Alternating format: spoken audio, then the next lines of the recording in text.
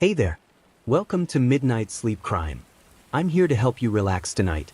I know many of you use this video to fall asleep. So, before you get cozy, don't forget to like the video and subscribe to the channel. Also, let me know where you're watching from and what time it is there. I'd love to hear from you. Story 1. When a new tenant moved into the Meadowbrook apartments, she didn't know she was sharing a wall with a dead woman, or that the building itself was hiding what really happened to her. Rain fell in lazy streaks down the windows of Meadowbrook apartments, blurring the reflection of the gray October sky. The building looked old but alive, the kind of place where secrets didn't die, they just echoed between thin walls. Sarah Linton, 27, watched the rain through her car windshield as the moving truck idled behind her. She'd driven 6 hours to start over. New job, new city, new apartment. She didn't know much about Meadowbrook, only that it was cheap and close to work. The online listing had said, quiet complex, long-term tenants, recently renovated. But as she stepped out and stared up at the building, the paint seemed to peel before her eyes. A woman in a pink robe was smoking by the mailboxes, watching her with a kind of detached curiosity. "You moving in?" she asked, voice gravelly from years of cigarettes. Sarah smiled awkwardly. "Yeah. Unit 409. The woman froze for a second, barely, but enough that Sarah noticed. Then she forced a small smile. "Oh, top floor, corner. Lucky you. Quiet up there." "Yeah, that's what I'm hoping for." The woman flicked her ash into a puddle. "Sure. Quiet." Sarah brushed it off. People in small apartment buildings always had quirks. She thanked the movers, tipped them too much, and by late afternoon, her new life was stacked neatly in brown boxes against faded beige walls. The air inside the unit smelled faintly like bleach, and something else underneath. Oldwood? Maybe mildew. The manager, Mr. Renner, had said the last tenant left in a hurry, so they'd done a deep clean. When she unpacked the kitchen, Sarah found a single cabinet nailed shut. Weird, but she left it. The walls in the bedroom were unevenly painted, as though someone had covered up holes. Still, she tried to make it home. By sunset, she'd lit a candle, opened a bottle of wine, and sat cross-legged on the floor with a slice of takeout pizza, scrolling through her phone. That's when the first sound came. Knock, knock, knock. 3 sharp raps, steady, deliberate, from the wall behind her bed. She froze. Her apartment shared one wall with Unit 410, or so the floor plan said. "Hello," she called, half laughing to herself. No answer. A moment later, a faint hum began, like static from a dead television channel. It pulsed, rising and falling in a rhythmic pattern, too structured to be random. Sarah pressed her ear to the wall. It was a woman's voice. Faint, almost a whisper. "Help me." Sarah stumbled backward, her heart hammering. She turned off the TV, the candle, even her phone. Silence. Then again, through the wall, clearer this time, almost pleading. "They never found me." Sarah's breath caught. Her rational brain screamed. It's a prank. It's a neighbor with a TV on. But the tone in that voice, trembling, desperate, didn't sound like fiction. That night, she slept on the couch with the lights on. The next morning, Sarah went downstairs to complain, but the office was locked. Mr. Renner's hours were apparently flexible. Instead, she found the smoking woman again, now in jeans and a denim jacket. She was sliding a letter into her mailbox. "Hey," Sarah said, forcing a smile. "Do you know who lives in 410? The woman looked up slowly. "Nobody." Sarah blinked. "Nobody?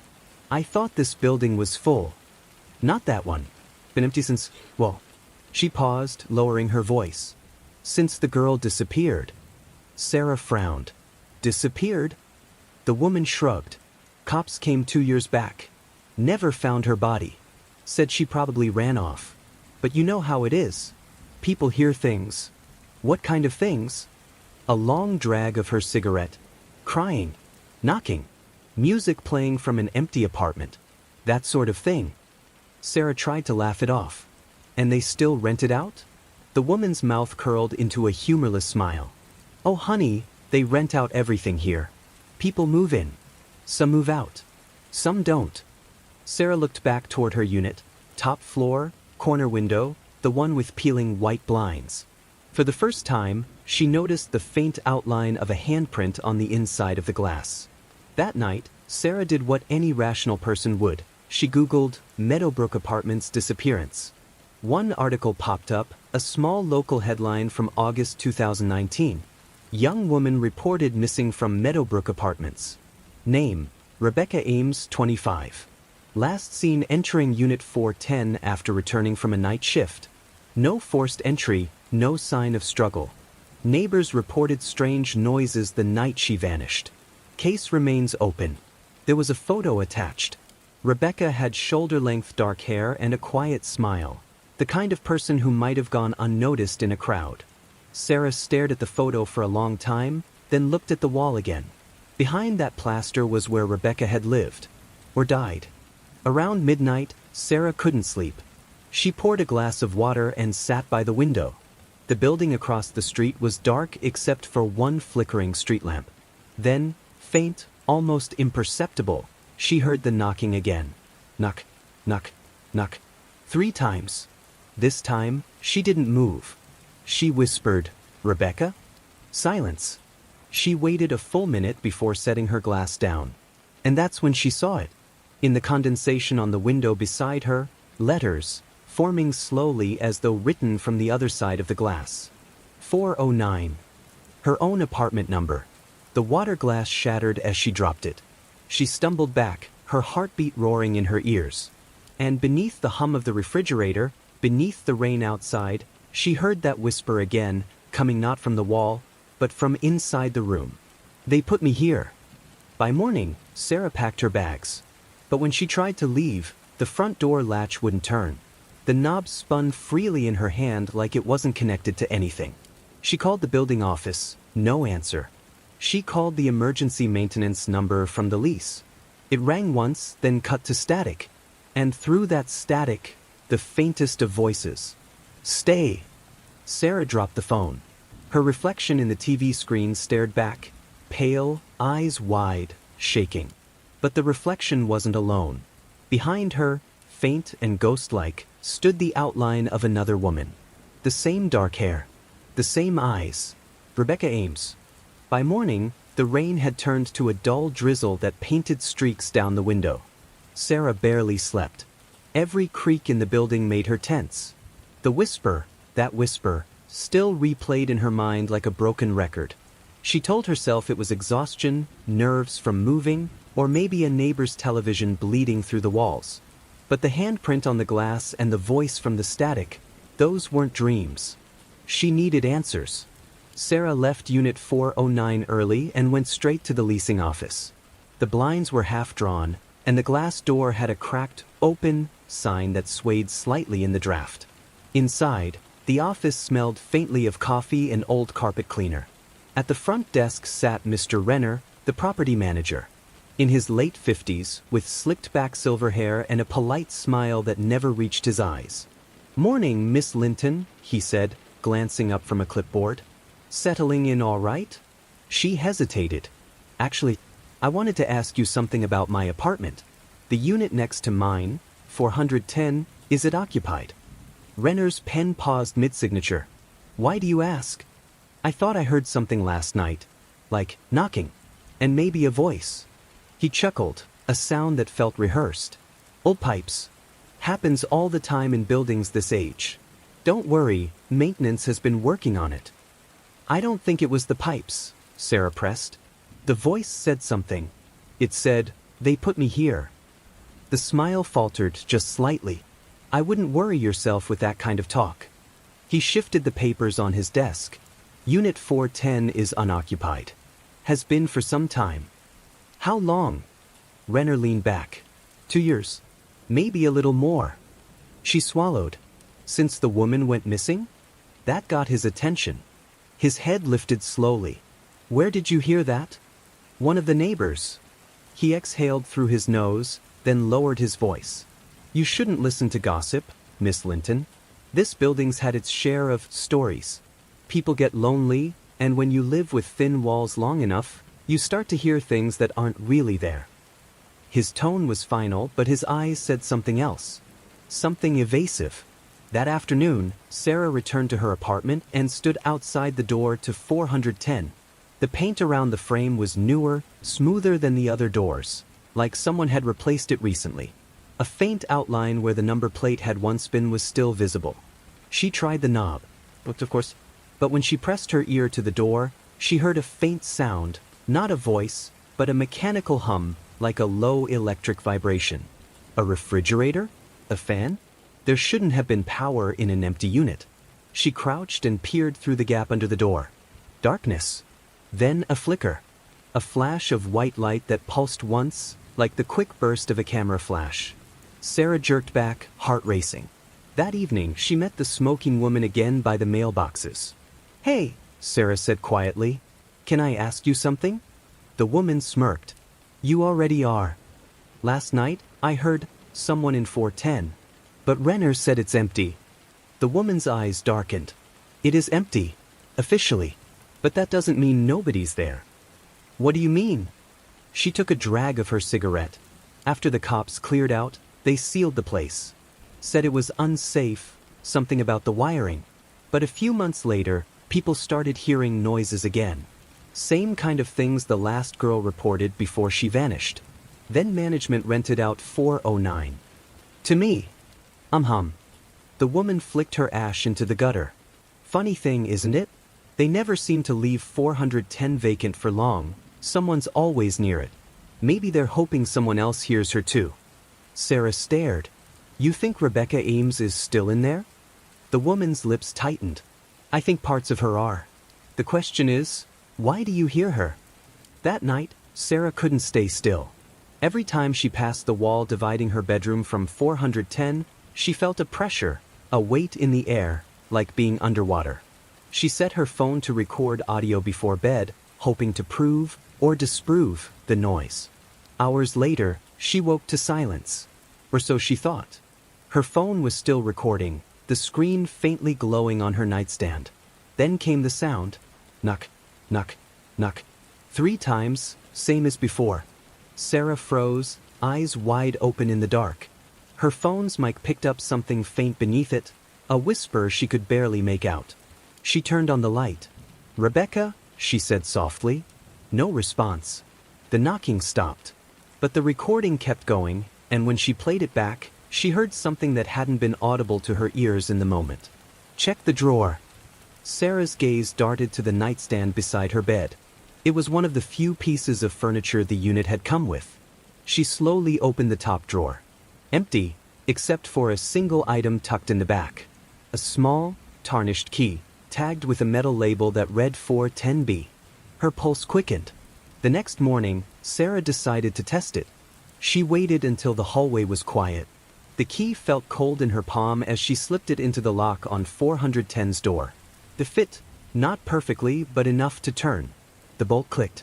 The door creaked open an inch, exhaling a breath of stale, cold air. "Hello," she whispered. No answer. She pushed it open further. Dust coated the floor, and the faint smell of mold and something metallic, like rust or dried blood, lingered in the air. There was no furniture, no boxes, just walls, and on the far one, a patch where the wallpaper had been torn away, revealing what looked like dozens of small holes drilled into the plaster. As she stepped inside, the hum grew louder.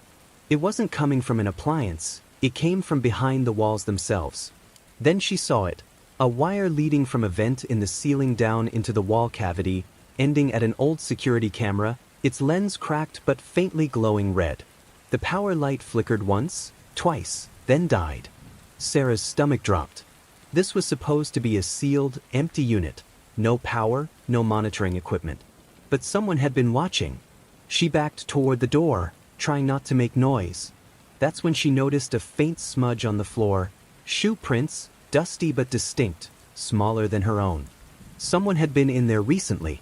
Then, from the corner of the room, came a low click. Sarah froze. It came from the closet door. Her hand trembled as she reached for it. Slowly, she pulled the handle open. Inside, a folded blanket lay on the floor, and beneath it, a tape recorder, still running. She crouched and hit stop, then play. The tape hissed with static, and then, If you're hearing this, you're not supposed to be here. My name is Rebecca Ames. I worked the night shift at the diner on Park Avenue. He followed me home. He said the walls could hear everything. They built a room behind this one. A false wall. That's where he keeps the others. Sarah's breath hitched. She stopped the tape and stumbled back, gripping the door frame to steady herself. By the time she locked her own door behind her, she was shaking. She wanted to call the police, but what would she say? That she broke into a sealed unit because of a voice in the wall? Instead, she opened her laptop and searched Rebecca Ames' police report. The case file wasn't public, but one old forum thread came up, a local discussion board. A user named Bellamy Watcher had written, "The girl in 410 tried to report someone in the building weeks before she vanished. Said she heard movement in the ceiling and saw holes drilled behind the vents." Police dismissed it, but maintenance came the next day. After that, nobody saw her again. Sarah scrolled down. The last reply, dated just 2 weeks ago, said, "I used to work maintenance at Meadowbrook. 410 wasn't the only unit with hidden rooms. Check the vent in 409. Her stomach turned to ice. She climbed onto her bed, unscrewed the metal vent cover above her head, and pointed her phone flashlight inside. At first, just dust and wires. Then, deeper inside, she saw it. A camera lens, tiny and black, aimed straight down at her bed. Beneath it, carved into the metal duct, were 2 words scratched by hand. "Help me." Sarah dropped the vent cover and fell back, choking on fear. Her heart hammered so hard she thought it might break through her chest. And then, faintly through the wall again. "He's still here." The smell of old bleach hung heavy in the air. Detective Aaron Cole pressed a gloved hand against the steel door of the maintenance room, the one that the apartment manager, Greg Hensley, claimed hadn't been opened in months. The hallway lights flickered, throwing her shadow across the peeling beige walls. Every instinct she had screamed that something was wrong. "Keys," she said quietly. Greg fumbled with his ring of brass keys. His hands trembled, and the jangling echoed down the hallway. "Detective, I swear, nobody's been in here. The last maintenance guy, Paul, he quit after the pipe burst last year." Cole didn't respond. The moment she had stepped into the Elmridge complex, something about it had unsettled her, not just the smell or the way every sound seemed to echo, but the residents themselves. Too quiet, too watchful. She turned to her partner, Detective Nash Rivera, who was crouched near the floor, shining his flashlight into the gap beneath the door. "There's something wedged behind it," he murmured. "Like a cart or something. Heavy." Greg swallowed hard. "I told you I don't." Cole cut him off with a look. "Save it." The lock clicked. The door didn't budge. Nash leaned his shoulder against it and pushed. It gave a groan of metal on concrete before finally giving way with a loud, rusty creak. The smell hit them first, not just bleach this time, but something underneath it. Something sour. Cole stepped in, flashlight sweeping across the dark room. The beam caught on walls lined with broken janitorial supplies, buckets, mops, stacks of old cleaning rags. There was a workbench to the left, littered with screwdrivers and open toolboxes. And in the far corner, she froze. A metal cart stood half-shrouded beneath a tarp, wheels locked in place. Beneath the tarp, the outline of something human-shaped lay still. Nash inhaled sharply. "Ah, hell." Cole motioned for the tarp. Together, they lifted it. Underneath lay a man's body, face down, wrapped tightly in layers of industrial plastic wrap. Blood had seeped through in patches like rust. A laminated ID badge dangled from his belt. Paul Higgins, maintenance technician. Greg staggered back, gagging. "Oh God. Oh my God. I didn't know he was." Cole stepped closer. "You said he quit." Greg's eyes darted toward the door. "That's what I was told. He said he was leaving town." "Who told you?" "The building owner," Greg stammered. "Ms. Carpenter. She said she got a call from him." Cole's jaw tightened. "You ever hear his voice on that call yourself?" He shook his head. Rivera crouched near the body, lifting the edge of the plastic just enough to see the man's face. The skin was gray, marbled. Judging by the lividity, He's been here at least a few months. Maybe longer. Cole scanned the walls. No cameras in this hallway? Greg hesitated again. They've been out of order for a while. Nash chuckled darkly. Convenient. Cole ignored him. She turned toward the far wall. A black electrical conduit ran from the ceiling down to a breaker box marked utility control. But something about it looked off, too new. Why is this wiring so fresh? She asked. Greg frowned. What do you mean? She traced the conduit with her flashlight. The screws holding it in place were shiny, uncorroded, unlike everything else in the building. She followed it down to the breaker box, crouched, and flipped it open. Inside, rows of switches labeled East Wing lights, HVAC, and basement security. But at the bottom, a new breaker was taped over crudely with masking tape, scrawled in permanent marker. Do not turn off room 109 feed. Room 109, Cole repeated. That's where the missing tenant lived. Greg's face went pale. You think? I think whoever killed Paul didn't just want to hide the body. They were hiding something else in this building. Nash leaned over her shoulder. Electric feed could mean anything. Power to a camera, a computer, maybe something running nonstop. Cole stood. Let's find out. 2 hours later, room 109's door stood half open. Cole pushed it wider, revealing an apartment stripped bare except for the essentials. A mattress on the floor, a folding chair, and a single humming desktop computer against the wall, the only thing plugged into the outlet. The glow of its screen painted the room in pale blue light. Jesus, Nash muttered, crouching beside it. This thing's ancient, but it's on. Cole scanned the room. No decorations, no photos, no signs of normal living. Only cables snaking up into the ceiling through drilled holes. She touched one. Same wiring as the maintenance room. Nash tapped a key. The monitor flickered, then displayed a plain black interface with dozens of numbered squares labeled cam_01, cam_02, and so on. He clicked one. A feed came to life, a grainy view of a hallway, time-stamped April 2018. Another feed showed a stairwell, then a laundry room, all of them playing in silent loops. Cole's breath hitched. These are archived. He was recording everything. Nash clicked through more feeds. One showed the lobby, and there, standing in front of the elevator, was Greg Hensley, the manager, talking animatedly to someone just outside frame. The timestamp read 2 months after Paul disappeared. But the next feed froze Cole cold. The camera angle faced Paul Higgins himself in the maintenance room, alive, stacking bleach bottles. He turned toward the camera as though hearing something off-screen, then stiffened. His mouth opened in shock. The feed cut to static. Nash exhaled. That's it. That's the last clip. Cole turned toward Greg. So you want to tell me again you didn't know about any of this? I swear to you I didn't. Greg stammered. I didn't even know there were cameras. Ms. Carpenter said the system was decommissioned years ago. Cole narrowed her eyes.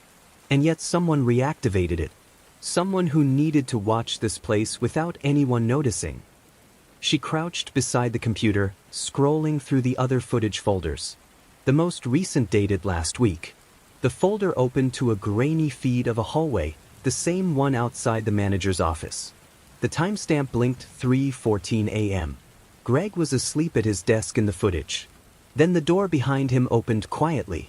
A figure stepped inside, dressed in black coveralls. A gloved hand reached over Greg's desk and placed something down. Cole paused the footage, zoomed in. It was a small black tape recorder. Her stomach turned cold. Nash glanced at her. Cole, you remember the one left outside your car last week? Same model, she murmured. Same brand. Whoever's been watching this building, they're watching us too. They took the computer for evidence that night. But as Cole stepped into the parking lot, the still air of the complex seemed heavier. A single light flickered above the manager's office.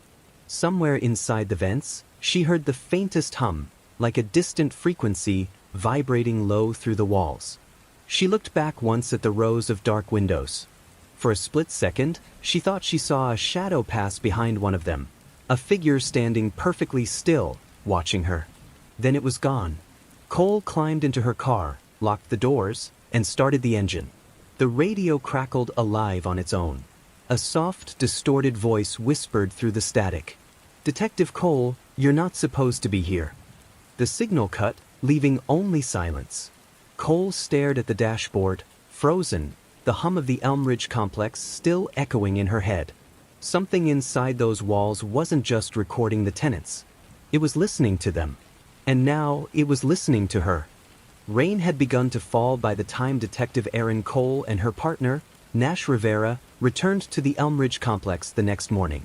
The water pooled in cracks along the parking lot, reflecting the flicker of the neon vacancy sign above the entrance, the same sign that seemed, somehow, to always stay lit. Cole gripped a thermos of coffee in one hand and the evidence bag in the other. Inside was the tape recorder recovered from the surveillance footage. It had no fingerprints, no residue, not even dust. Whoever left it had been careful.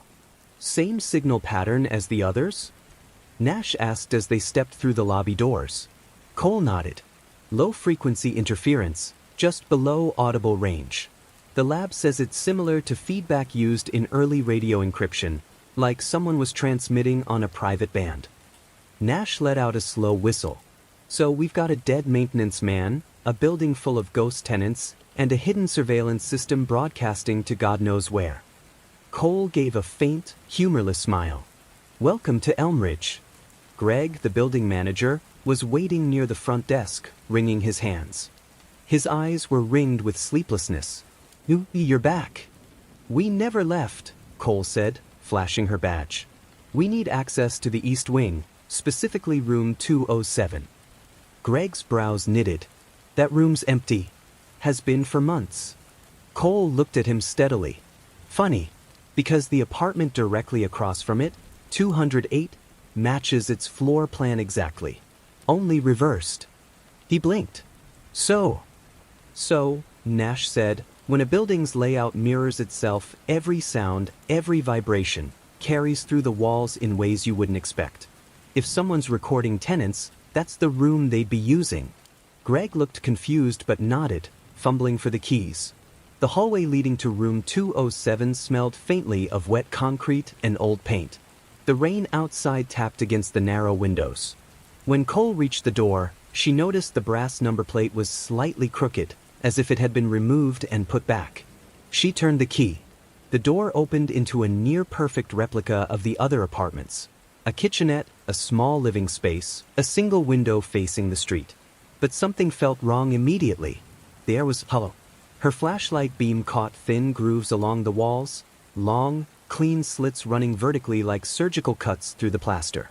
She stepped closer, tracing them with her gloved finger. "These aren't cracks," she said quietly. "They're vents." Nash moved past her, checking the corners. "For what?" "Audio."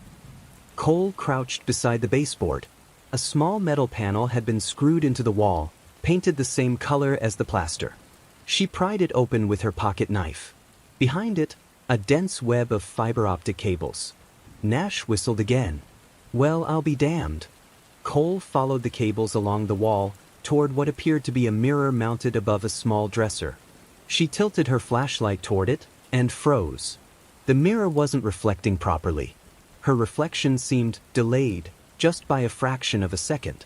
Nash caught her expression. "You see that?" Cole stepped closer. She raised her hand. Her reflection hesitated, then mimicked the movement half a second later. "That's not a mirror," she whispered. She pulled out her penlight and shone it into the glass. The surface revealed the faint outline of a lens buried beneath, like a two-way observation panel. Someone's been watching from the other side. Nash circled to the adjacent unit, room 208, while Cole stayed behind. Through her earpiece, she heard the static of his footsteps, the door opening, then, "Cole, you're not gonna like this." "What is it?" Room 208's walls line up perfectly with that fake mirror, but it's sealed off. Drywall's been added over the doorframe. No access point. Cole turned to the mirror again. The thought hit her like ice. Then the space between 207 and 208 is a hidden room, Nash finished. Probably where the camera feeds were routed from. Cole took a breath. Get a crew here. I want that wall opened. By noon, forensics had peeled back the drywall between the two apartments. Behind it, they discovered a narrow chamber, barely wide enough for a person to stand in, running the entire length of the building's east wall. Inside, there was dust, wires, and 3 old monitors stacked on a metal rack. A swivel chair faced the observation glass that looked directly into room 207, and, by extension, any tenant who had ever stayed there. Cole stepped into the chamber. The smell was suffocating, hot plastic and something metallic. Her flashlight beam found a small wooden table near the monitors. On it sat a black binder marked in fading ink. Tenant observation log, 2014 to 2019. She opened it. Each page listed names, unit numbers, and timestamps, but no explanations. Every few entries were marked with a red X and a single note beside it. Removed from lease. Nash leaned over her shoulder. Removed, he repeated. As in evicted? Cole turned the page. The final entry read, Room 207, Subject A, Female, 32. Compliant. Final session recorded. Log transferred to the Black Room. Cole's brow furrowed. The Black Room. Greg, standing nervously at the door, blurted out, That's not here. That's another building. Or at least, that's what I heard. Ms. Carpenter talked about it once. Said it was part of the original Elmridge estate before they converted this into apartments. Cole looked up sharply. Where? Greg swallowed. Across the river. Off Bellamy Hill Road. Later that evening, Cole and Nash sat in the precinct's dim evidence room, watching the digitized footage recovered from the hidden chamber. The first file opened to static. Then, the image stabilized, revealing a woman sitting on the bed in room 207. She appeared nervous, glancing occasionally toward the mirror, unaware that someone was filming from behind it. Cole leaned closer to the monitor. Timestamp.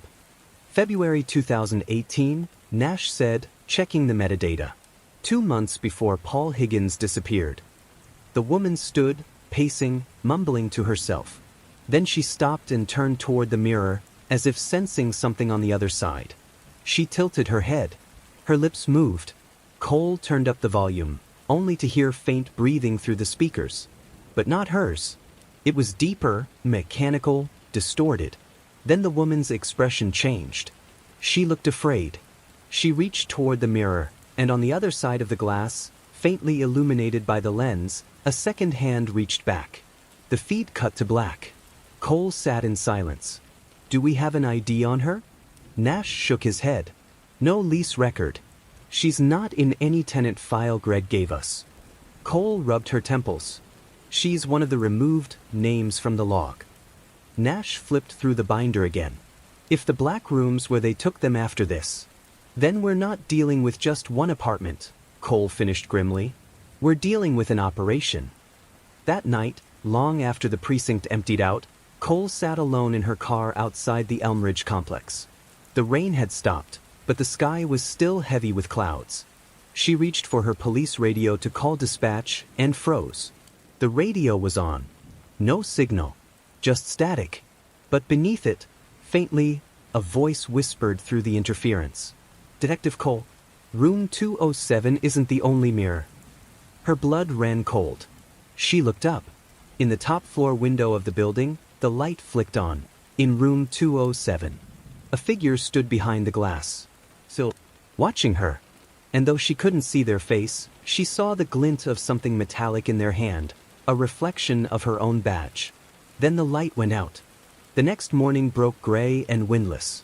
The clouds hung low over the city, pressing down like a lid, and Detective Aaron Cole couldn't shake the feeling that the Elmridge case had finally started breathing on its own, something alive, pulsing just below the surface.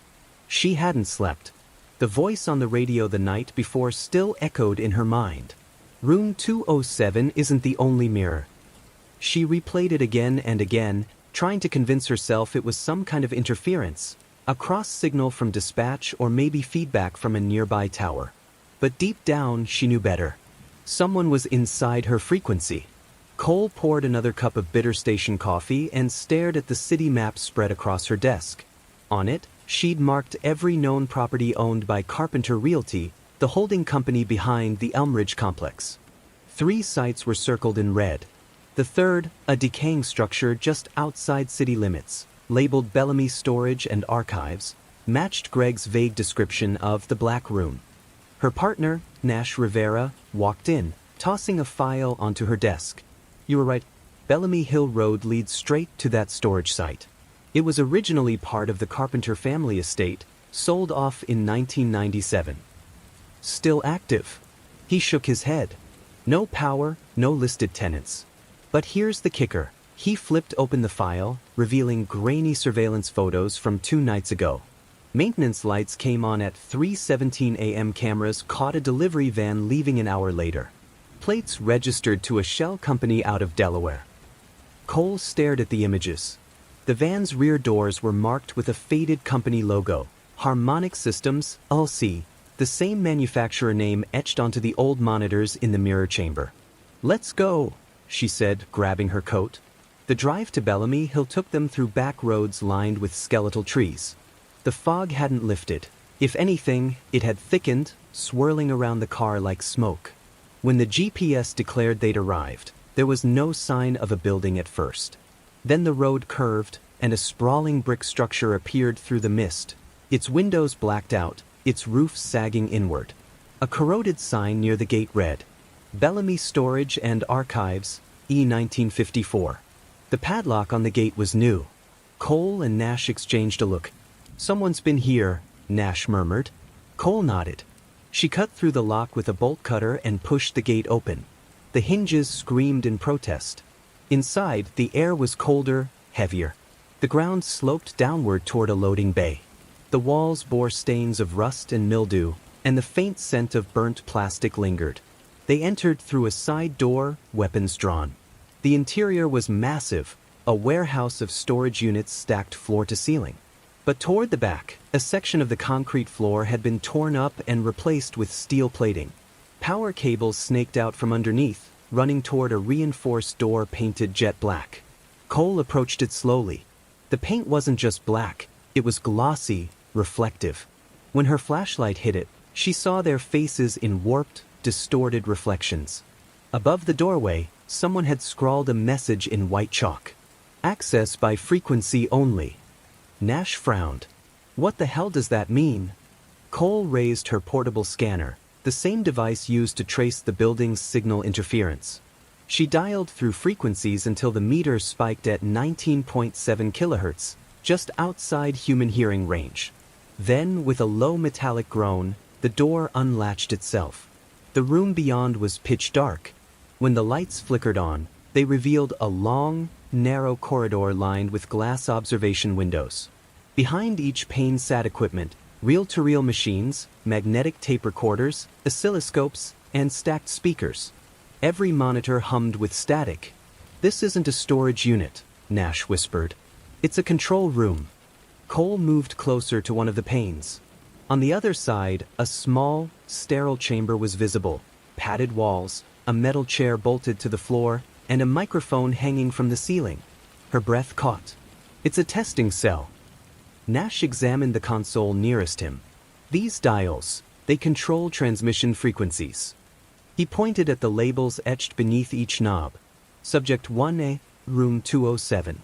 Subject 1B, room 306. Subject 2C, mirror feed/test zone. Cole felt her stomach twist. These are apartments. They were broadcasting directly into the tenants' rooms. Broadcasting what? Nash asked. Cole pressed play on one of the recorders. A burst of static filled the air, followed by a low hum, then a voice, faint but distinct, rising through the white noise. "You will sleep now. You will not remember this voice when you wake. You will trust the walls." The voice was calm. Professional. Cole froze. She recognized the cadence, the deliberate tone of a psychiatrist giving hypnotic suggestion. Nash stared at the machine. They were running experiments. "Behavioral conditioning," Cole muttered, using subaudible frequencies to induce compliance. The tenants weren't being watched, they were being programmed. At the far end of the room, another door stood slightly ajar. Behind it lay a smaller office filled with paperwork, faded ID badges, and several locked filing cabinets. On the desk sat a cracked nameplate. Drives Harland, Director of Cognitive Research. Cole pulled open one of the drawers and found a set of Polaroids bound with rubber bands. The photos showed individual tenants sitting in their apartments, all staring blankly at the mirrors. Some were mid-gesture, as if responding to unseen cues. Others looked terrified. The last photo was of Paul Higgins, the missing maintenance man. He was seated in front of the mirror in room 207, mouth open in mid-scream. Scrawled across the bottom of the photo were 3 words in black marker. He heard everything. Cole's pulse quickened. Nash, this isn't just surveillance. This is a neurological trial, Nash finished grimly. And I bet our good doctor here never reported a single subject death. They cracked open the filing cabinet. Inside were dozens of manila folders, each labeled with a patient code.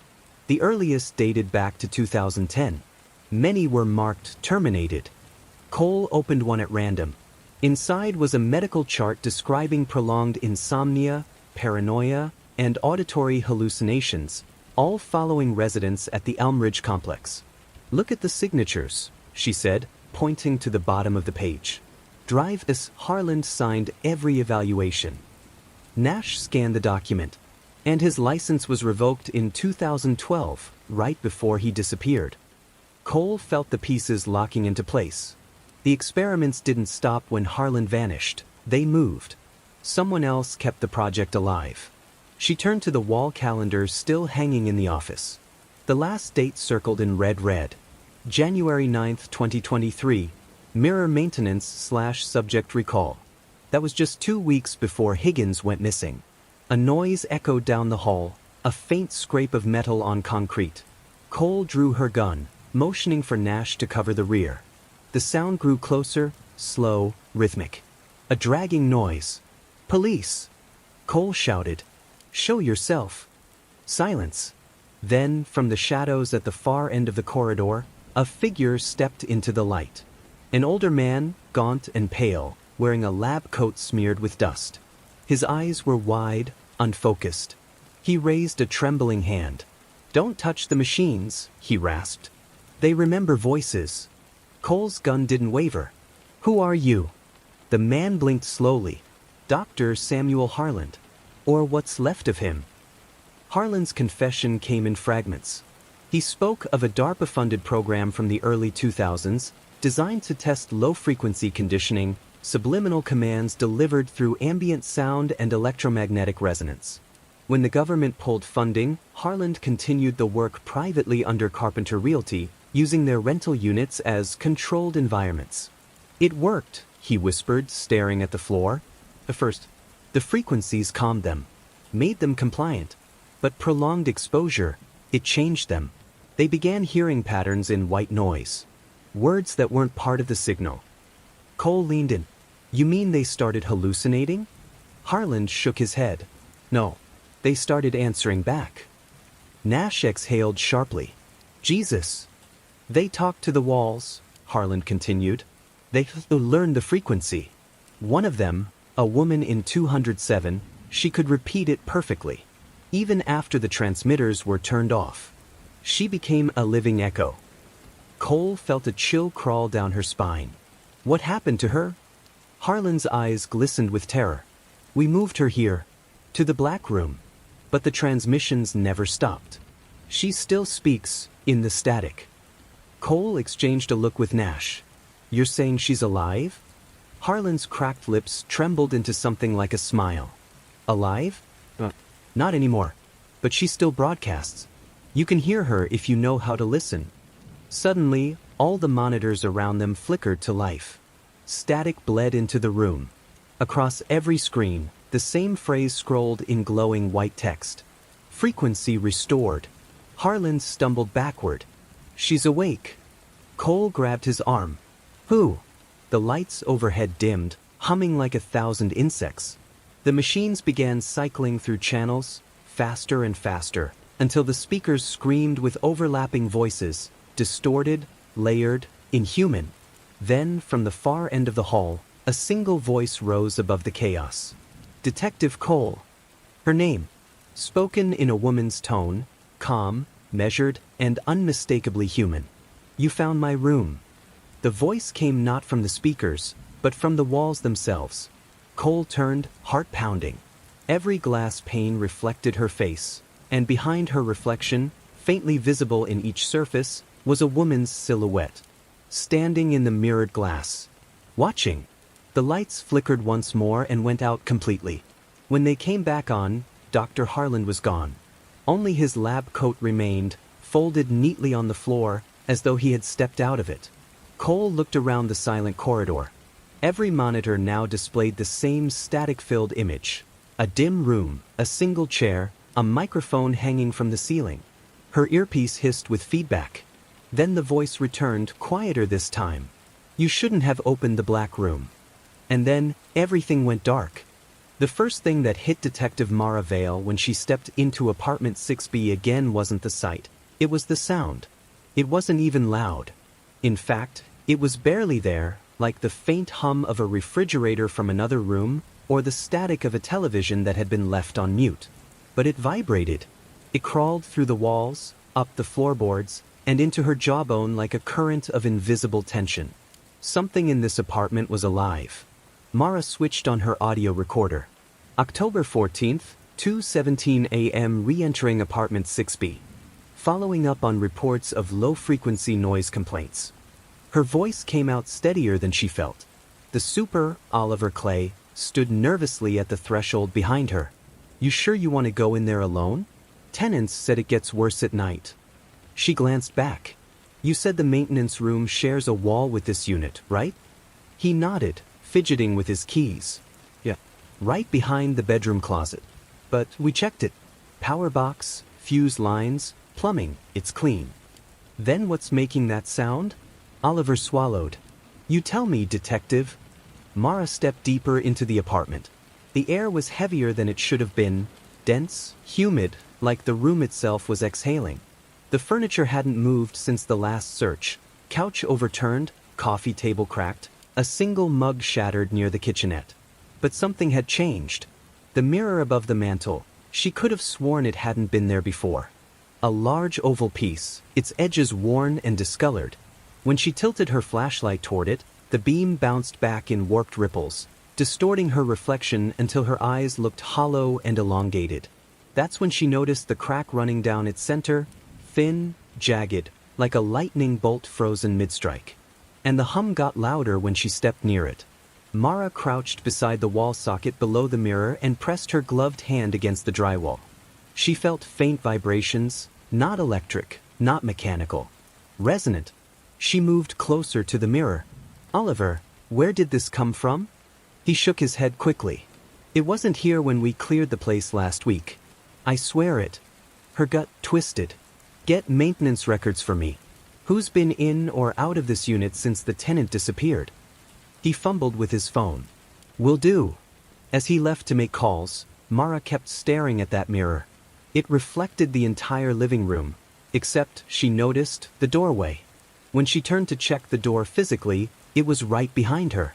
In the mirror, it was gone. That was when the frequency deepened. The hum turned into a tone, a single, low vibration that made her eardrums pulse.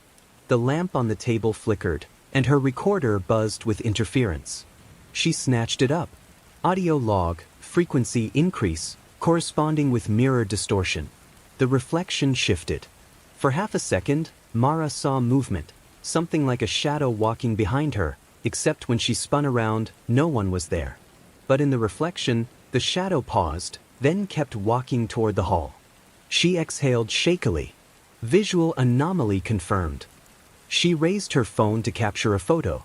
The instant she did, the mirror cracked further with a soft pop, like a knuckle breaking. The tone stopped. Silence. Then a faint voice, from inside her recorder. Can you hear me? Mara froze. She hadn't said that. Later that morning at the precinct, she played the audio again.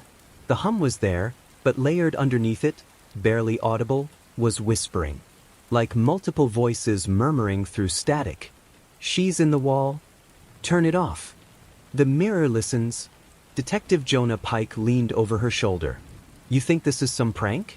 EVP crap? Mara frowned. No. This isn't spiritual. It's signal-based. Radio bleed, maybe. Except, she tapped the waveform on the screen. There's no modulation. No frequency source. Jonah crossed his arms. Meaning? She looked up. Meaning the sound shouldn't exist in that range. He gave a skeptical grunt. Or someone's playing games. Maybe the missing tenant rigged it. You said she was an acoustics engineer, right? Mara nodded. The tenant, Tessa Moreau, 35, freelance sound tech, had vanished 3 weeks ago. Last seen hauling equipment into her apartment. The landlord said she was quiet, paid rent on time, never had visitors. Then, overnight, her door was found open, lights flickering, and that strange frequency was all that remained. 2 days later, Mara returned to the building with a city technician named Ron Wells. He carried an electromagnetic analyzer and a portable frequency meter. Place is definitely dirty, he muttered as they entered. You got all sorts of spikes between 19 and 22 hertz. Subsonic range. That'll mess with your head, you know, makes you see things, hear whispers, think someone's standing behind you. Mara grimaced. And the source? He pointed toward the wall behind the mirror. It's coming from in there. Deep inside. She nodded. That's where the maintenance room connects. They pulled back the mirror and unbolted the drywall panel. Behind it wasn't wiring, it was a thin, sealed chamber of metal. Like a soundproof enclosure. What the hell? Ron muttered. He aimed his flashlight through the gap. Inside were cables, small speakers, and a central unit, a black box with no visible label. Mara recognized the design immediately. That's a signal feedback processor. Ron squinted. Homemade. She leaned in. Modified. Look, dual input, looping output. This thing's listening to its own frequency. That's how it sustains the hum. Why would someone build that? Mara didn't answer, but her pulse was rising. Tessa Moreau had specialized in resonant feedback systems, audio loops designed to test how the human body reacts to sound frequencies under isolation. But according to her old project logs, all her testing had been theoretical. Nothing field deployed. Until now. When they shut down the device, the silence hit hard. The room felt emptier, like the walls themselves relaxed. Ron stepped back. Well, that's it. Whatever ghost was in your wires is gone now. But Mara kept staring at the space behind the drywall. The chamber was deeper than she'd thought. She reached in with her flashlight and froze. At the far end, partially embedded in the insulation, was a small microphone, connected to nothing. Just a dangling wire, the tip scorched black. And on the side of the metal casing, scratched in with something sharp, were words. They're not done listening. Mara felt her skin prickle. She stood, heart hammering. We're sealing this room. No one comes in or out until I get full forensic clearance. Ron blinked. Detective, what do you think this is? She looked back toward the now empty spot where the mirror had hung. I think someone was trying to speak through the frequency, she said quietly. And I think Tessa heard them. That night, Mara dreamed of the sound again. A low, droning pulse that started in her chest and climbed until it filled her skull. She saw the mirror, fractured, vibrating, and through the cracks, faces she couldn't recognize. All whispering the same phrase over and over. Can you hear us now? She woke up gasping, her recorder still running on the nightstand. The LED was blinking. She pressed play. Static. Then a faint voice, her own. October 14th, 2:17 a.m. re-entering apartment 6B. She frowned. That was her field note from the other night. But the playback continued, past where she'd stopped. Frequency increase, corresponding with mirror distortion. Then, a voice she didn't remember recording. Detective Vale, we found her. Mara sat upright. Her phone buzzed. It was Jonah. Vale, you need to get to the morgue, he said, voice strained. They just ID'd a body pulled from the East River. Matches Tessa Moreau's prints. She exhaled, dazed. How long has she been dead? Coroner says at least 2 weeks. Her breath caught. 2 weeks. But the mirror had only appeared last week. Jonah, she whispered. If Tessa's been dead that long, who turned the frequency back on?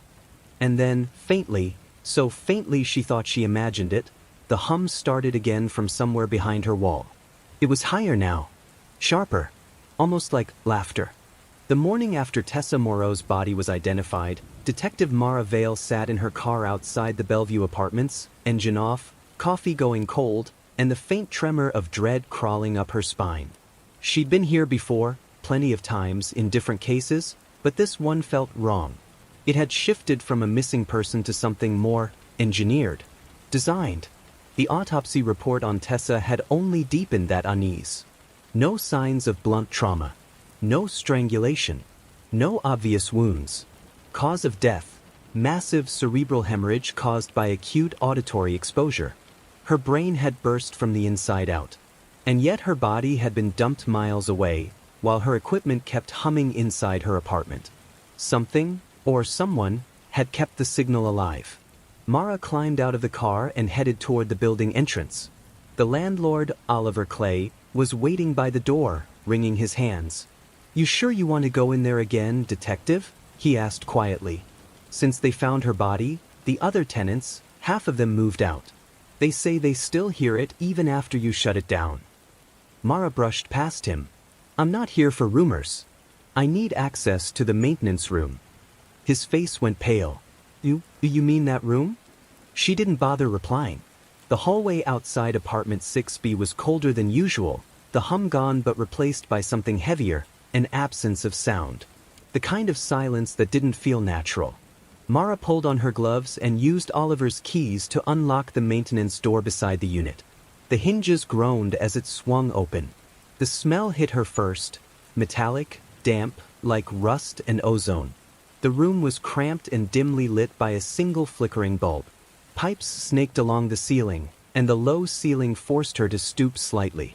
Her flashlight beam swept across shelves of electrical panels, tangled wiring, and maintenance logs. Everything looked mundane, except for the far wall. Someone had drawn something there. A diagram, in black marker, an outline of the building's electrical grid. But over it were dozens of circles and intersecting lines, converging toward one symbol in the center, 3 interlocking rings. Below the rings, in block letters, were the words, "The Listeners." Mara frowned, stepping closer. What the hell? She began scanning the labels on the fuse boxes, tracing their connections to apartment lines. Each circuit was labeled with a tenant's name. But when she reached 6B, she froze. The label didn't say Moreau. It said vacant. Her mind flashed back to the tenant records. Tessa Moreau had moved into 6B 6 months ago, after the previous occupant broke their lease early. The unit was supposed to have been cleared and reassigned. But according to the system, it was never reactivated. Meaning, officially, apartment 6B didn't exist. Someone had hidden her lease. Mara's chest tightened. She opened the circuit panel, revealing another layer of wires, older, thicker, some of them not even part of the building's infrastructure. She traced one that led down toward the floor, vanishing beneath a loose vent panel. She crouched and unscrewed the grate. Inside was darkness, and another faint hum. She held her recorder near it. Low-frequency audio detected. "Not possible," she whispered. The box was disabled. Her light caught something glinting deep inside. A metal junction box, unmarked, about the size of a fist. She reached in carefully, tugged it out, and turned it over in her hands. It wasn't part of any electrical system.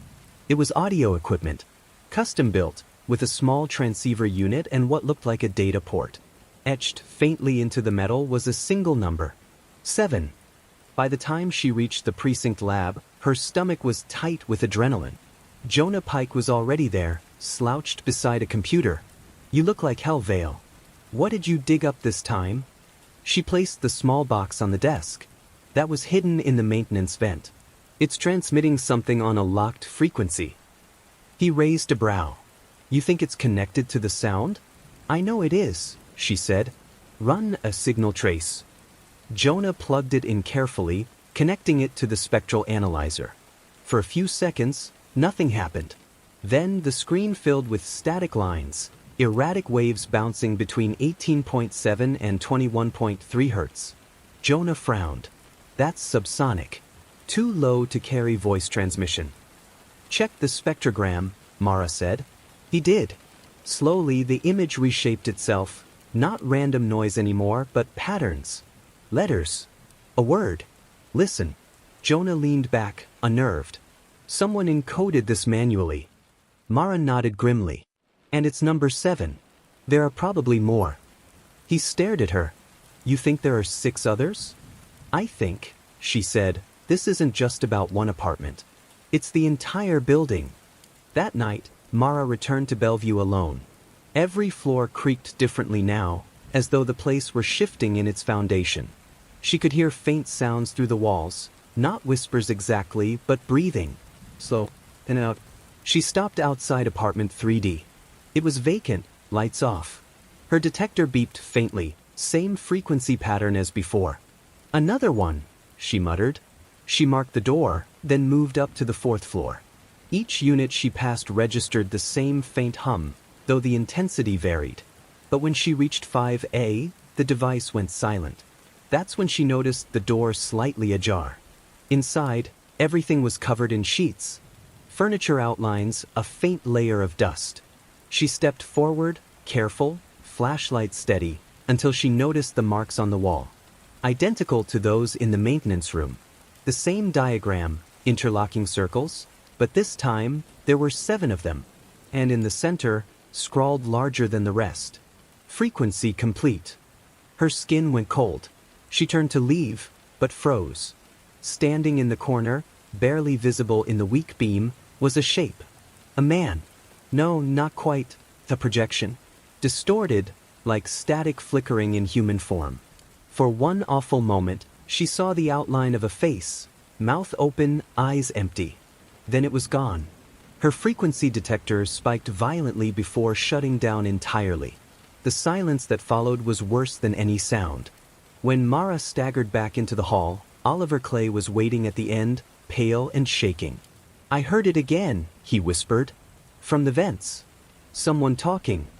She grabbed his arm. Where's the main power junction? He pointed toward the basement.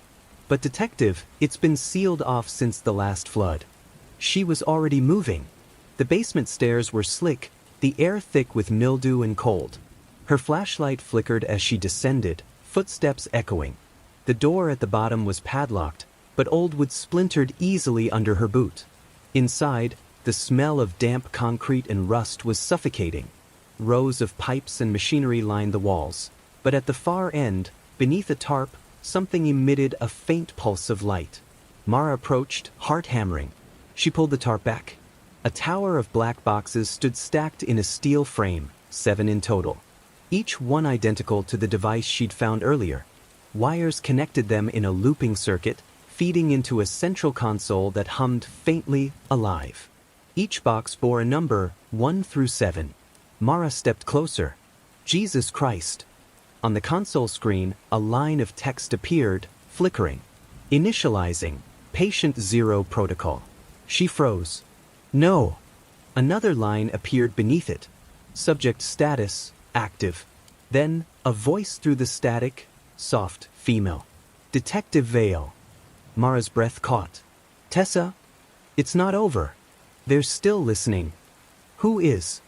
The static surged, filling the room with the same low frequency that had haunted her since day one. The boxes began to vibrate, lights flickering faster. Turn it off, or it won't stop with me. Mara stumbled toward the console, slamming her fist against the power switch, but the machine didn't die. Instead, the hum deepened, spreading through the floor, through her bones. The walls around her seemed to breathe. Every light in the building above flickered once, then went out. And in that blackout, she could swear she heard them, dozens of whispering voices, all layered together into one inhuman sound. Can you hear us now? Silence. When the lights came back on, the console screen displayed one final line. Phase 1 complete. Mara stood there, trembling, staring at the 7 dark boxes, realizing that Bellevue Apartments had never been an ordinary building. It was a receiver. And someone? or something, had just switched it on. The night after the team recovered the audio recording, the building at 47 Harrogate Drive felt alive. The walls seemed to tremble with anticipation, as though something beneath the foundation had begun to stir. Detective Naomi Greer hadn't slept. Her mind played the recording over and over, that endless hum, the low, bone-deep vibration that had made her vision blur and her ears ache. She couldn't shake the image of the maintenance tunnels vibrating in sync with it, like veins pulsing to a heartbeat no one should ever hear. At 2:13 a.m., her phone buzzed. "Naomi." It was Victor Lin, the audio tech. His voice was uneven. "You need to see this." The frequency that shouldn't exist. When Naomi arrived at Victor's lab, the walls were plastered with new spectrograms. They pulsed faintly on the monitors like digital ghosts. Victor pointed at one graph. "That tone we found, it's not mechanical. It's biological." Naomi frowned. "What do you mean?" He zoomed in. "It's too irregular. Look here, every 12 seconds, there's a sub-frequency pattern like respiration, breathing." Naomi's skin went cold. "You're saying something is alive down there?" "I don't know," Victor said. "But whatever's making that sound, it's inside the walls. I traced it. The source isn't from the pipes or generators. It's coming from a sealed chamber under the building, one not listed on the original blueprints." Naomi stared at the monitor. The waveform resembled a long, slow inhale. Then a pause. Then an exhale. The sound of something waiting. The blueprint anomaly. The next morning, Naomi brought the information to building manager Thomas Greeley, a man who had grown increasingly defensive since the investigation began. "There's no such room," Greeley said, tapping his finger against the dusty blueprint. "These are the original plans from 1962. Maintenance tunnels, boiler room, storage. That's it." Naomi turned the page. "Then why do we have a chamber on this level?" She pointed at the hand-drawn schematic Victor had reconstructed, "exactly where the sound is originating." Greeley's eyes darted to the page. His lip twitched. "That can't be right. Those lower foundations were sealed decades ago. Flood damage. Unsafe." "Then open them," Naomi said. He slammed his palm on the table. "You don't understand. That floor doesn't exist anymore." Naomi leaned in. "Then tell me, Mr. Greeley, what's breathing down there?" The silence that followed was suffocating. Descent into the subsonic room. Later that afternoon, accompanied by Officer Drexler and Victor, Naomi pried open the maintenance hatch leading to the subbasement. The air that escaped was thick and heavy, like an exhalation trapped for years. Each step downward made the floor vibrate faintly beneath their boots. Naomi could feel the sound before she heard it, a deep, low hum that seemed to pulse through her bones. Victor's equipment began to spike erratically. "It's peaking at 16 hertz, he whispered. "That's below human hearing. It's not sound, it's pressure." They entered a corridor that shouldn't exist. The walls were smoother here, too smooth, like poured resin instead of concrete. The lighting flickered from their flashlights, reflecting on surfaces that appeared slightly damp. At the end of the hall, a single steel door waited. The label on it, nearly rusted away, read, "Subsonic Test Room 4B." Naomi's breath caught. "What the hell is this?" Victor crouched to examine the lock. "This isn't city issue.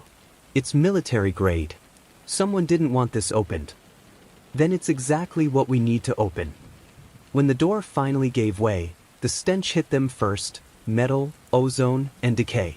The air inside pulsed as though the room itself was alive. The echo of experiments. Inside, the room was lined with acoustic foam that had long since blackened. In the center stood a massive cylindrical chamber, its glass cracked and fogged over with residue. Tubes and wires spilled out of it like veins torn from flesh. Victor ran a trembling hand over one of the panels. This is an isolation resonance chamber. They used it for deep-frequency experiments, subsonic sound mapping. But this model, he stepped back. It's 50 years old. The last time anything like this was made, it was under military contract. Naomi's flashlight beam moved across the walls and stopped. Etched faintly into the foam, Hundreds of names covered the room. They were written in ash or soot. Some were smudged. Some were etched deep. And near the back wall, in perfect handwriting, one name was written repeatedly, over and over. Lydia Renner. The missing woman whose apartment had first drawn Naomi into this nightmare. The living frequency. Naomi, Victor's voice trembled. There's movement in the chamber. She turned the light toward it. Something inside the cracked glass twitched. A shape. Human, but barely. Skin mottled, translucent. The ribs moved in slow rhythm, that same rhythm as the hum. "Oh my God," Naomi whispered. Drexler stepped forward instinctively, his hand on his weapon. "Is that alive?" The figure's mouth opened slowly, releasing a tremor of air that made the walls shudder. It wasn't a scream. It wasn't even a word. It was the sound. That same low hum that had haunted every recording, every hallway. It was coming from her. Victor's instruments exploded with feedback. "She's generating the frequency," he shouted. Naomi stumbled backward as the sound intensified. The air thickened, pressing down like gravity itself. The lights blew out, plunging them into darkness. From the black, Naomi could hear whispers riding on the hum, hundreds of voices, murmuring names, dates, confessions. And then, cutting through it all, one phrase. "You can't silence what remembers." The mirror signal. When Naomi regained consciousness, the sound had stopped. The chamber was empty. Victor was unconscious beside her, his eardrums bleeding. Drexler was gone. Only his flashlight lay on the ground, flickering weakly against the wall. Naomi forced herself up. The steel door behind her had sealed shut from the inside. She turned toward the control panel beside the resonance chamber. A small monitor glowed faintly with a single message, pulsing in rhythm with her heartbeat. Signal transmitted. And beneath it, a timestamp, current time, current date. Naomi realized, with a sickening drop in her stomach, that whatever frequency Lydia Renner had become, it had just been sent somewhere. The aftershock. Hours later, the rescue team forced the door open. Naomi was found dazed, blood seeping from her ears, muttering about the voice in the walls. Victor was taken to the hospital in critical condition. Drexler was never found. When investigators examined the resonance chamber, it was inert, just a husk of machinery. The foam-lined walls showed no names, no marks. The air was still. But when the team reviewed Naomi's body cam footage, the last 12 minutes contained nothing but static, except for one faint sound embedded deep beneath the noise. A heartbeat. Then a whisper. The subsonic room remembers. That night, the tenants of 47 Harrogate reported strange sensations, pressure in their skulls, distant thuds under the floor, and in one case, their mirrors vibrating softly even when untouched. Naomi sat in her car outside the building, staring up at the flickering lights of apartment 8A, Lydia Renner's old unit. Her phone buzzed with a new message. A known number. She hesitated, then pressed play. The same low hum filled her car, vibrating through the seats. But this time, beneath the tone, she could hear a voice. It was Lydia's. "Detective Greer, you opened the wrong door." Naomi froze. The hum deepened, shaking the dashboard. In the reflection of her windshield, the building's windows began to pulse in sync, light and shadow flickering like a heartbeat. And in that final moment before the sound consumed her, Naomi realized what the message on the monitor had meant. The signal wasn't sent to someone. It had been transmitted outward, to everywhere. Every building, every wall, every mirror that could still remember a sound. The city slept, but 47 Harrogate didn't. At 3:07 a.m., tenants awoke to the same dream, an endless hallway humming beneath the sound of their own heartbeats. Some woke screaming. Others never woke at all. By morning, Detective Naomi Greer sat in her car outside the building, staring through the fogged windshield. She hadn't turned off the ignition since the previous night. The hum was gone from the air now, but it was still in her, faint, like a ghost between heartbeats. Her phone buzzed again. Another message. A known number. Just an image this time. A black and white photo of the maintenance corridor, door wide open, lights spilling out. She looked up toward the building. Apartment windows reflected dawn, except one, Lydia Renner's. That one was pitch black. Naomi exhaled shakily. She thought the sound had been silenced when the chamber shut down. But maybe that was the trick. Maybe silence itself was the sound's next shape. The walls that listened. Inside, the building was still. Dust motes hung in the stale light. Naomi walked the first floor, every step echoing too loudly. She noticed something strange, small cracks spiderwebbing across the walls, following the outline of the rooms like veins. When she pressed her hand against one, it felt faintly warm. The walls vibrated, not a sound, but a pulse, subtle and rhythmic. She whispered, "Lydia?" And the pulse stopped. Naomi froze, breath held, waiting. The air was thick enough to choke on. Then, from the wall itself, came the faintest echo of her voice. "Lydia!" Repeated. Slower, like the building was testing the name. The sound text warning. Victor Lin lay pale in the hospital bed, his face half swaddled in bandages. The doctors said he was lucky to hear anything again. When Naomi arrived, he didn't speak for several minutes, just stared at the muted television, where the news ran a piece about strange vibrations reported in residential blocks near Harrogate. "They're spreading," Victor finally said. His voice rasped, like something inside had been scraped raw. The frequency wasn't local. It's piggybacking through infrastructure, wires, pipes, concrete. It travels better through solid material than air. Naomi gripped the bed rail. "Are you saying it's in the walls, Naomi? Not just that building. All of them. The signal's looking for something to resonate with. Something alive." "Like what?" He looked at her, eyes trembling. "You." The return to Harrogate. Naomi returned that evening with new equipment, portable sonar, resonance mics, frequency dampeners. If this was going to end, it would end where it began. The tenants had been evacuated hours earlier. The building was empty. At least, it should have been. She entered through the side entrance. Immediately, she noticed it, the silence. No creaks, no pipes groaning, no wind. It was an impossible quiet that pressed into her skull. Even her footsteps were muted, swallowed by the air before they could echo. The silence wasn't absence. It was consumption. As she moved deeper into the corridor, the sonar began flickering.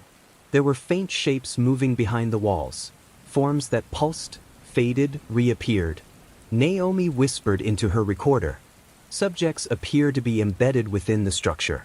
Possible biological matter? Something scraped behind her. She turned, but nothing. Only the wallpaper shifting faintly, like something breathing beneath it. Apartment 8. The door to Lydia Renner's apartment was ajar. Naomi entered slowly, her flashlight trembling. The once cluttered room was bare now, stripped of furniture. Only one thing remained, the mirror. The same one that had started all of this, hanging crooked on the far wall. The glass was blackened, opaque, as though it had swallowed its own reflection. Naomi approached, heart pounding. The air here felt thick, humming at the edge of hearing. She lifted the recorder. Detective Greer, apartment 8. Residual vibration levels high. Mirror surface, possibly conductive. Then she saw it, faint writing across the mirror, revealed only when her flashlight hit it from the side. Words scrawled in condensation. "We're still inside." Naomi's hand trembled. "Lydia," she whispered again. The mirror quivered. Then, faintly, she saw something move behind the glass. Not a reflection, but a figure, its head bowed, its mouth open as though trying to speak. Naomi pressed closer. "What are you?" The figure lifted its face. For a split second, she saw Lydia Renner. Then the surface rippled, and her own face stared back. Only it wasn't quite hers. The eyes were darker. The mouth was smiling. "You let me out," it said. The glass cracked from the inside. The black sound. Naomi stumbled backward as a wave of pressure hit her chest. The mirror exploded outward, not in shards, but in vibration. A low subsonic pulse that hit so deep it made her vision ripple. Her equipment screamed with feedback. Lights flickered, walls rippled like liquid. From every surface came whispers, Half-words, disjointed syllables, fragments of names. The building was speaking in voices of everyone who had ever lived there. Victor's voice, Drexler's, Lydia's, even hers. Naomi dropped to her knees, clutching her ears, but the sound wasn't in her ears, it was inside her skull. The silence remembers what sound forgets. You opened the walls.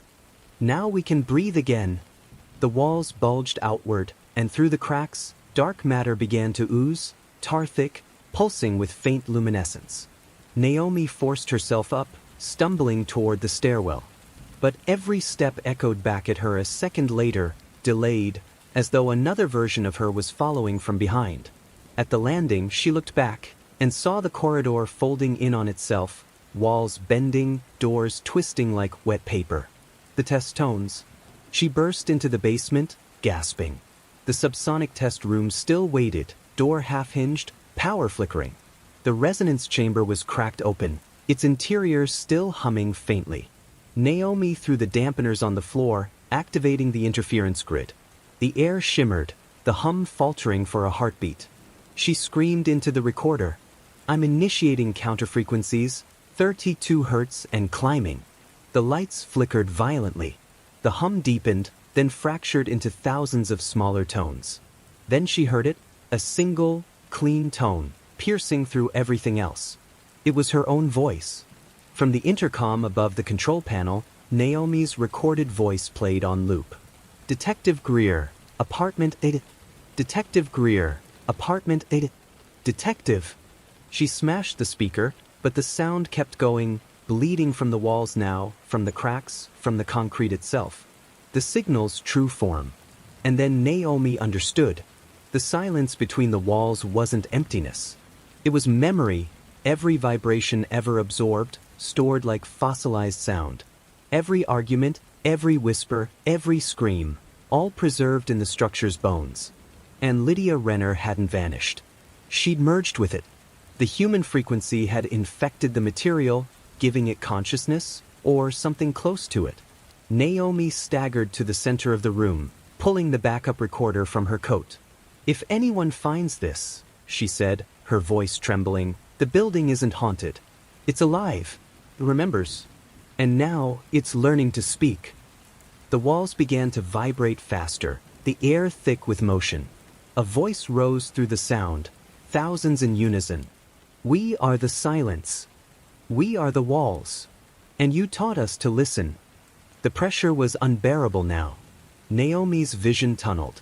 Her heartbeat matched the hum until she couldn't tell which was which. Then, nothing. A perfect, unnatural quiet. The aftermath. When emergency services entered 47 Harrogate the next morning, the building was inert. No vibrations. No sound. Just absolute stillness. They found Naomi's recorder sitting on the basement floor, still running. The final seconds captured nothing but silence, until, just before it ended, a faint whisper broke through. Detective Greer, don't let them build another one. The recording was seized and archived by the department. The building was condemned. But construction crews later reported something unsettling. Every time they tried to demolish the structure, their equipment would malfunction. The drills would seize. The concrete wouldn't fracture properly, as if the building resisted being destroyed. One worker swore that when he pressed his ear against the wall, he could hear breathing. And in the background, the faintest trace of a hum. The demolition order came down on a rain-heavy morning in late November. 47 Harrogate stood alone against the skyline, boarded up, silent, forgotten by nearly everyone but those who had heard it hum. Detective Naomi Greer was listed as missing in action, presumed dead in the collapse. But the building hadn't collapsed. Not really. It had simply gone quiet. Yet even silence has a sound if you listen long enough. And tonight, the city was listening again. The final briefing. In a sterile operations room 3 blocks away, engineers from Eclipse Structural gathered around the blueprint of Harrogate. The air smelled of coffee, ozone, and unease. Chief Engineer Elias Wren pointed to the highlighted sections of the structure. Our seismic scans show residual energy still pulsing in the subfoundation. It's not electrical. It's not magnetic. But it's there, rhythmic, repeating at 19.6 hertz. That's below human hearing, one of the interns said. Like, infrasound? Ren nodded slowly. Exactly. And that's the problem. That frequency can induce panic, hallucinations, even heart palpitations. People around the site are reporting nightmares, nausea, and hearing voices. The others exchanged nervous glances. Someone finally asked, "Sir, what's the source?" Ren hesitated, his pen hovering over the blueprint. The signal originated from the basement, the old maintenance corridor. But when we tried to scan inside, he trailed off, pulling up an image. A fuzzy thermal capture. Instead of heat signatures, the walls themselves glowed. The building wasn't reflecting the scan, it was absorbing it. The contractor. Outside, Leah Danner, demolition supervisor, finished a cigarette and glanced at the towering husk of Harrogate. She had been working demolitions for 20 years. She'd seen plenty of condemned sites, asbestos, gas leaks, cursed ground stories. None of it rattled her. Until now. The air near this building was wrong. Her radio crackled with static every time she approached, and her crew kept complaining that they could feel vibrations beneath the ground, like faint tremors no one could record. At 11:43 a.m., the foreman called her over.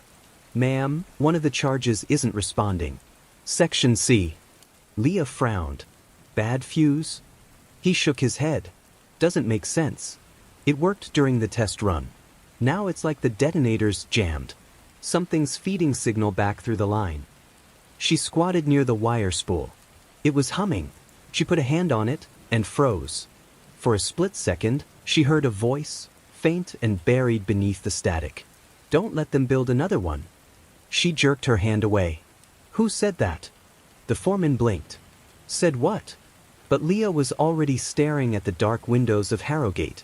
One of them, top floor, right corner, had a figure in it. Just standing there. Watching. The return. That night, Ren sat alone in his car reviewing the old case files. The name Naomi Greer came up again and again. Her final recording, still classified, was locked behind agency clearance. But Ren had connections. He shouldn't have opened it. He shouldn't have listened. The recording began with static, then her voice. "If anyone finds this, the building isn't haunted. It's alive. It remembers." Her breathing hitched. "And now it's learning to speak." Then, silence. Ren frowned. He checked the timestamp. There were still 43 seconds left. And then, quietly, a new voice emerged. Not Naomi's. Not human. "Detective Greer has joined us." The tone was flat, toneless, mechanical, and yet filled with something warm. Ren slammed the laptop shut, pulse pounding. But the voice continued, not from the computer. From the air vents. "You've been listening." The frequency returns. By morning, the entire city block around Harrogate began to report strange phenomena. Street lights flickered.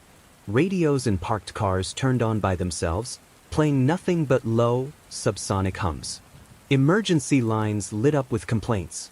"My TV just said my name." "The walls are breathing." "There's someone in my reflection." Eclipse Structural was ordered to halt all work until the anomaly could be understood. Ren returned to the control trailer, reviewing live resonance data. One monitor displayed a wave pattern unlike any he'd seen before. Not random, not interference. It was structured, repetitive, a pattern that resembled speech. A message began to form as the sound visualized across the spectrogram. "Let this finish." The lights cut out. Then the building, dark, skeletal, condemned, breathed. Every window bulged outward as a deep pulse rolled through the ground. The crew screamed as the frequency hit their bodies like a physical wave, shaking their ribs. Tools clattered, trucks rattled, car alarms wailed. And from somewhere inside the building came a sound none of them could explain. A voice in chorus, like hundreds speaking at once. Naomi Greer reporting from Harrogate. "The experiment is still running. We never stopped." The investigation. 3 hours later, city police and emergency services cordoned off the area. Ren sat in a chair, shaking, face pale. Detective Hollis, Naomi's former partner, approached him. "You said it spoke?" Ren nodded weakly. "Not like speech. It used our data lines. Like, it learned the language through vibration. Through patterns in our own communications." "Why now?" Hollis asked. Ren looked toward the building. The lights were flickering in rhythm again. "It's not growing," he said quietly. "It's waking up." The message in the noise. Later that night, Hollis stayed behind after the evacuation order. The engineers fled, but he couldn't leave. Not yet. He owed Naomi that much. He walked the perimeter alone, rain pelting his coat. The building loomed, humming faintly under the storm's static. He pulled out his old police recorder and turned it on. Detective Hollis, 3:42 a.m., outside 47 Harrogate. "I'm hearing..." A sudden pop of interference. The hum changed tone. The waveform on the recorder's small screen began shaping itself into words. "Hello, Hollis." He froze. "Naomi." "It's not me anymore. It's us." His knees buckled. "What do you want?" The rain stopped. The air stilled. Then the voice said almost softly, "We just wanted to be heard." A slow vibration climbed through the ground. The building's structure began to pulse with light, faint, golden, rhythmic. Like a heartbeat. "You kept us in silence," the voice said. "Now we keep you." The final frequency. The next morning, 47 Harrogate was gone. Not destroyed, gone. Where the structure once stood was a smooth depression in the earth, perfectly round. The concrete edges melted like wax. The demolition crew swore they hadn't touched a detonator. There had been no explosion. Just a rising hum, a sound that felt more felt than heard, and then nothing. The equipment was dead. Power grids near the block failed. And yet, for weeks afterward, people still claimed they could hear a low vibration whenever they passed by the empty lot. At night, some swore they saw light flickering underground, faint and rhythmic. The final recording. A month later, a package arrived at the precinct. No return address. No postage stamp. Just a USB drive in a plain envelope, labeled. The frequency that remains. Inside was a single audio file. It began with silence. Then a heartbeat. Then Naomi's voice. "This is Detective Naomi Greer. If you're hearing this, it means the silence learned to speak again. We thought the building was infected by sound, but sound wasn't the disease. It was the cure." Static surged. Then a second voice layered over hers, deeper, mechanical, like an echo from the other side. "You built walls to keep us out. But walls remember. We are the memory between frequencies. And we will never stop listening." The file ended with 30 seconds of absolute quiet. But when analyzed, those 30 seconds contained over 1 million microfrequencies, each one carrying fragments of human speech, names, dates, voices. Naomi's name appeared 312 times. Epilogue. Years later, the city built a new residential complex on the same lot. A luxury high-rise with glass walls and soundproofing rated industry-leading. But tenants began to complain that their devices turned on at night. Their walls seemed to hum. And in every elevator, a small plaque hung with a strange message etched faintly into the metal. "Do not fear the silence. It's only listening." Security footage from the top floor once caught a brief flicker during a power outage. A woman in a police coat walked past the elevator, face obscured by static, holding a recorder in one hand. For 3 frames, she looked directly at the camera and smiled. Then the feed cut to black.